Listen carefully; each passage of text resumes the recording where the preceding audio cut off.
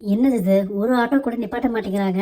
எப்படி இப்போ வீட்டுக்கு போறது? பாவம் கார் ஓனர் தெருவுல ஆட்டோக்காக நிக்கிறாரு. நம்ம ஜாலியா வீட்டுக்கு போக வேண்டியதுதான். சில பேரு அவங்களோட பணம், அந்தஸ்து, வசதி அது எல்லாமே என்னைக்குமே நிரந்தரம்னு நினைக்கிறாங்கல்ல. அதனால அவங்க கீழ இருக்கவங்க எல்லாரையும் மட்டமா நினைக்கிறாங்கல்ல.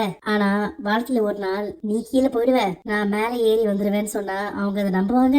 ஆனா அது நடக்கிறப்போ அவங்க அதை அனுபவிச்சுதானே ஆகணும். அன்னைக்கு அன்பு என்னோட வண்டியில சேர்த்து அடிச்சுட்டு நிக்காம போனாரு. அதுக்கு என்கிட்ட பயங்கரமா சண்டைக்கு வந்தாரு. உன்னோட ஓட்ட வண்டியும் என் காரும் ஒன்னான்னு ரொம்ப திமிரா பேசினாரு. ஆனா இன்னைக்கு நான் என்னோட ஓட்ட வண்டியை ஓட்டிட்டு வீடு வந்துட்டேன். ஆனா அவர் இன்னும் ஆட்டோ கிடைக்காம அங்கே நின்று இருக்காரு. என்னமா இது? அவர் இப்படி தனியா நீ விட்டுட்டு வரலாமா?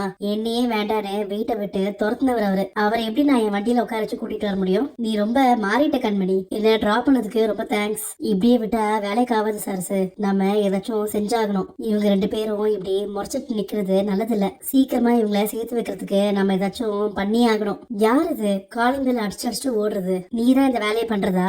நான் சும்மா தானே நின்றுட்டு இருக்கேன். எதுக்கு என்கிட்ட வந்து கத்துறீங்க? நீதான் என்ன தூங்க விடாம காலிங் பெல் அடிச்சு ஓடுற. எனக்கு என்ன வேற வேலை இல்லைன்னு நினைச்சிட்டு இருக்கீங்களா?